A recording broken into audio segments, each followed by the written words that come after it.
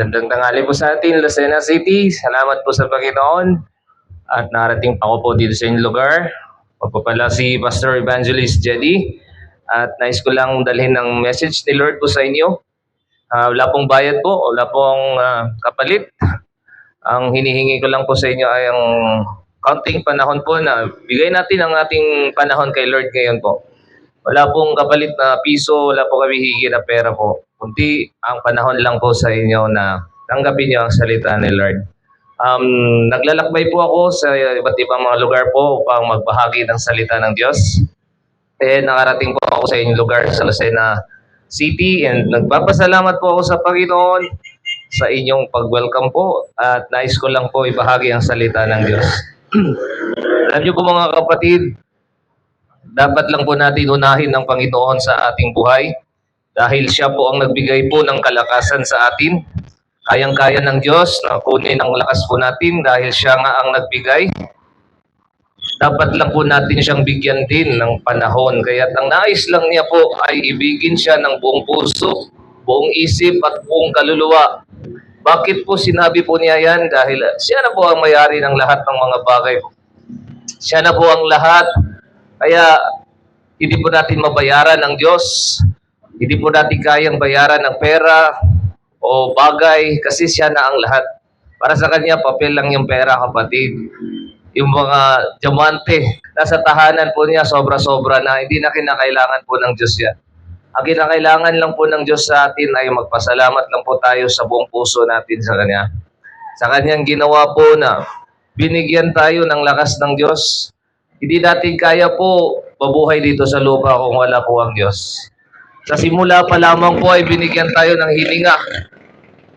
Sa madaling salita, ang hininga po natin ay hiram lamang po sa Panginoon. Nais ko lang ipaalala po sa atin lahat na ang ating mga hininga po ay kaunti lang po dito sa lupa po. Hindi po tayo magtatagal po dito sa lupa. Kaya ang nais ng Diyos sa atin po ay kinakailangan po natin unawain na siya po ang nagbigay ng buhay, kaya din niya po tayong bigyan ng buhay na walang hanggan. At saan po natin makakamit po yan? Walang iba po kundi ang ating Panginoon na si Jesus Christ. Wala na pong iba kundi si Yeshua HaMashiach, Yahweh Jesus Christ. Lamang makakamtan natin ang buhay na walang hanggan. Kung kaya niya pong buhayin ang kanyang sarili, hindi po ba niya kayang buhayin tayo pag tayo'y mawala dito sa lupa? Yan po ang pangako ng Diyos po sa atin. Kaya ito po ang magandang balita na dinadala ko po sa inyo ngayon dahil si Jesus Christ lang po ang tanging makapagbigay sa atin ng buhay na walang hanggan. Kapatid, huwag din pong sayangan ang panahon.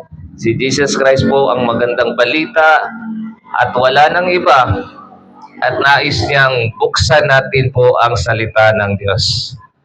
Ito po ang magandang balita na nagbibigay buhay po sa atin. Basahin po natin, kapatid. Sa Isaiah 59 verse 1 to 2. Tingnan ninyo, si Yahweh ay may kakayahang upang iligtas ka. Siya'y hindi bingi upang hindi marinig ang iyong hinaing. Ang masasama ninyong gawa ang dahilan ng pagkawalay ninyo sa Diyos. Nagkasala kayo kaya hindi ninyo siya makita at hindi niya kayo marinig. Nagdigmak sa dugo ang iyong mga kamay at ang iyong mga darili sanhi ng katiwalian. Ang iyong mga labi ay puno ng kasinungalingan. Ang sinabi ng iyong mga dila ay pawang kasamaan. So kapatid, yan po ang katangian ng Diyos. Naririnig niya po tayo. Hindi po siya bigi at hindi siya bulag. Hindi lang po niya tayo maririnig dahil sa ating mga kasalanan. Minsan kasi mga kapatid, dapat patiunawain na si Panginoon dumating dito sa tao na nagkatawan siyang tao. Diyos siya, nagkatawang tao, pero hindi niya ginamit ang kanyang kapangyarihan. Nagpakumbaba siya at napako sa krus. Sa madaling salita, tinukso siya ng maraming mga pagsubok. Pero hindi po siya natukso dahil pinakita niya po sa atin na kayang-kaya niya, kaya din po natin po, kapatid. Ang nais po niya ay iwasan ang kasalanan. Nais po niya na ituro sa atin ang buhay na mamuhay tayo na banal. Kaya nagbigay po siya ng Biblia upang tayo ay matuto sa kaniyang mga salita at mamuhay dito sa lupa ng may kabanalan. Ang nais ng Diyos po sa atin ay magkaroon po tayo ng buhay na walang hanggan, pero hindi po tayo makakarating sa langit po dahil sa ating mga kasalanan. Ang kasalanan po ay dahilan kaya hindi po tayo naririnig ng Diyos. Ang nais ng Diyos ay bumalik po tayo sa Kanya at magsisi sa ating mga kasalanan. At ayaw po niya na mapahamak ang tao. Alam niyo po kapatid, ginawa ng Diyos ang lahat para po sa atin. Para lang po tayo maligtas. Dumating siya dito sa lupa para ipako lang sa krus para bayaran ang ating mga kasalanan. Yan po ang tunay na kahulugan bakit dumating po ang Diyos. Dahil hindi natin kayang bayaran ang ating mga kasalanan. Kaya siya mismo dumating sa lupa upang bayaran ang ating mga kasalanan. At dahil sa ating kasalanan, napako siya sa krus at pinawalang sala tayo ng Diyos. Ang gusto po na sa atin ay makasama sa kalangitan ng Diyos. Nais niya na mapunta tayo sa kaharian niya at doon po tayo manahan po kapatid. Pero meron pong isang paraan at ang paraan na po yan ay walang iba kundi dumaan ka kay Jesus Christ, maniwala ka, magsisi ka, mabautismo at magbago. Kapatid, dahil gusto ng Diyos na magbago po tayo, ang nais niya ay binigyan po tayo ng aklat, ang Biblia. At ang Biblia po ay gusto niya na buksan po natin yan sa bahay. Ito po ang gusto niya sa atin na kailangan basahin natin ang Bible. Kasi yan ang manual ng buhay. Hindi po natin kayang mabuhay dito kung walang manual, kapatid. Itong manual na to, user manual, paano tayo mamuhay ng may kabanalan. At walang iba kundi ang salita ng Diyos. Marami pong beses tayong sinuway ng Diyos, kapatid. Sabi ko sa inyo, ang buhay po ay hindi nagtatagal. Binigyan tayo ng hininga. Binigyan tayo ng panahon, magsisi. Binigyan po tayo ng isang pagkakataon na manumbalik sa Kanya, pero huwag po natin hintayin na ang panahon na yan ay matapos na po. Kasi minsan lang po tayo mamatay at pagkatapos ay ang paghuhukom. At yan po mga kapatid ay kakatakot-takot sa panahon na yon dahil magbibigay sulit po tayo ayon sa ating mga ginawa dito sa lupa.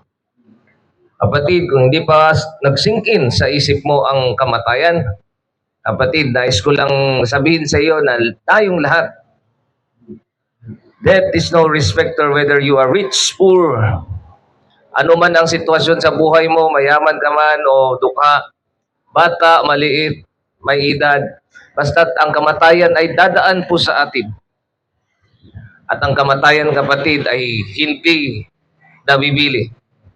Dadaanan po tayo kahit sasabihin niyo po, hindi pa ako siguro mamatay, pero sa pagdating ng panahon, 100 ka na, 120, o 110, lalagay po tayo sa kabaong. Yan po ang katotohanan. At ang katanungan ay, saan tayo mapunta? Meron ba tayong buhay na walang hanggan, na hinihintay? Yan po kapatid ang reality. Di po natin minsan naintindihan po ang buhay, kaya kapatid, ang totoo po, marami po ang na-scam dito sa lupa. Naskaman ni Satanas, nagpakasama. Hindi niya alam kapatid na ang buhay pala ay panandalian lamang at pagkatapos ay hukom na ng Diyos. Kapatid, may pagpipilian po tayo, langit o impyerno. Piliin po natin ang mas mabuti. Ang langit po, hindi po sinungaling ang Diyos. Sinabi po niya, I go prepare a place for you. Mansions doon sa langit, kapatid. Huwag po natin hintayin na doon tayo mapunta sa kanyang sinabi na kinapupuutan na lugar, ang impyerno. Kapatid, gusto niya na ikaw ay hindi mapahamak, kundi maligtas. Kaya ang tanong po natin dito sa lupa, kung mamatay tayo, Nakasigurado na ba po tayo mapunta sa langit? Kapatid, yan ay katanungan natin at hindi mo natin pwedeng sabihin na hindi po tayo mamatay kasi lahat po tayo mamatay. Pati ang Diyos namatay, ngunit siya ay nabuhay. Kapatid, sa panahon na tayo ay mamatay, doon na po tayo makarealize po na may tinatawag na pangalawang kamatayan, pangalawang buhay. Kasi ang kamatayan po, kapatid, ganito po yan. Pagdating ng panahon na lalabas ka na sa iyong katawan, doon mo na masabi ang reality, ang totoo. Dito sa lupa, kapatid, parang tinitingnan mo lang ang siko mo na hindi mo makita. Pagdating ng panahon po, kung may hatulan ng Diyos, doon mo na makikita na may Diyos pala. May naghihintay pala na hatol sa atin at pinagpala ang mga taong may nagtitiwala sa kanyang salita. Sa ngayon po, kapatid, hindi po natin nakikita pa ang picture, ang totoong reality.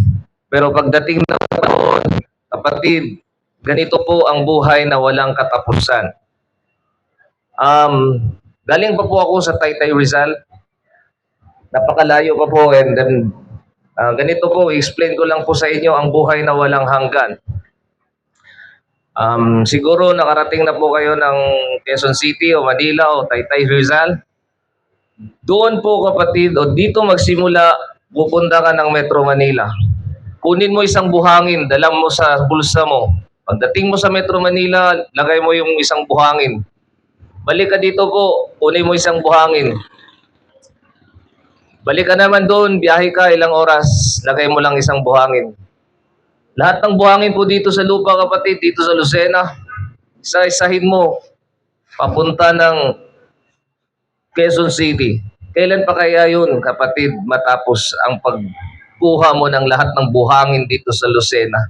Kung matapos naman ang, sabihin na lang po natin, naubos mo na ang lahat ng mga buhangin dito sa lupa, dito sa Lucena, andun pa sa Bicol, andun pa sa Samar, andun pa sa Leyte, busin mo yun, kapatid, dalhin mo doon sa Quezon City. Yan po ang buhay na walang hanggan.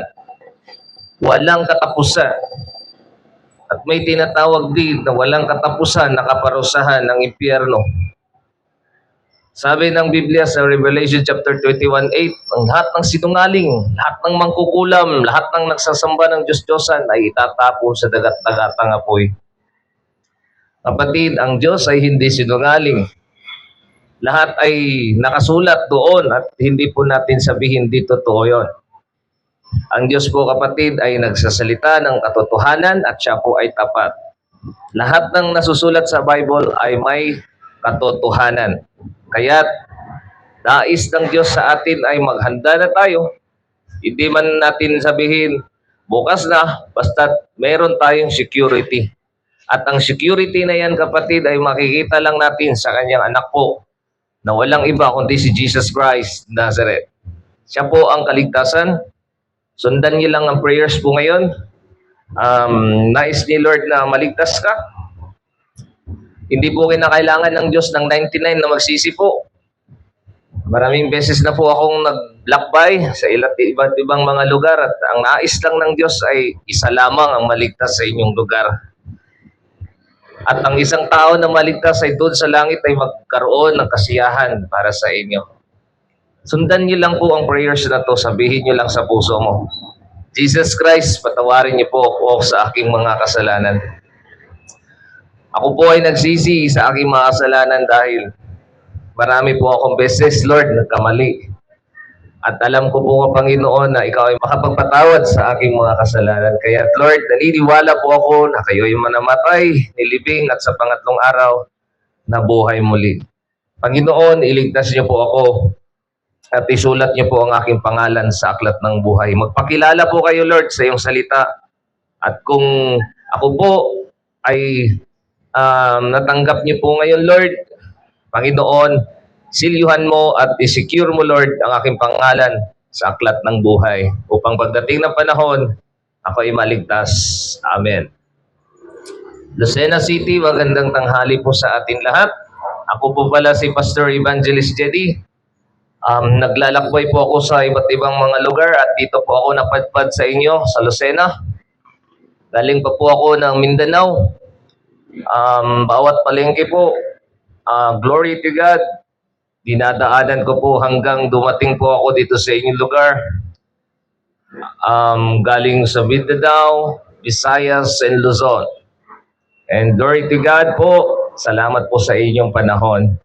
And alam ko po na itong message na to ay magiging hatol po pagdating ng panahon sa inyo, kapatid. Kung sino man po ang nakikinig ngayon at tinanggap mo ang Diyos, pinagpala ka ng Panginoon, glory to God. At meron po kaming website, YouTube channel, Yahweh Ministry 102. Pwede po kayong mag-visit po dyan para pagdating na panahon, kung gusto niyo po makinig pa ng salita ni Lord, dyan po namin nilalagay po ang aming mga sermon and palain po kayo ng Panginoon. Maraming salamat po sa inyong lahat. Thank you po. Glory to God. Amen.